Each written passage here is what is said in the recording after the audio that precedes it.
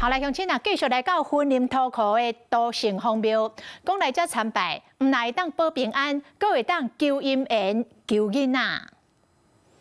來到土庫土城隍廟參拜，唔但當祈求平安和健康，閣會當求囡仔、求好姻緣。比方講，城隍夫人是守護婚姻和家庭的守護神。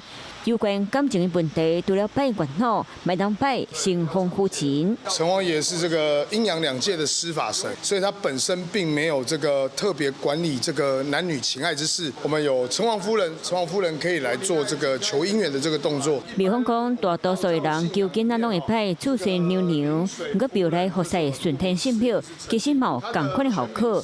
鄉親若是想要求囡仔，會當向順天聖廟稟報家己的需求。求子的夫妻們我們要先科學，然後再來講玄學，做一個基本的檢查。那沒有什麼大問題，再來求得這個好運。雖然性命靈驗，不過3分天注定，7分靠打拼。希望信眾先求科學，這個透過信仰來得到解脫。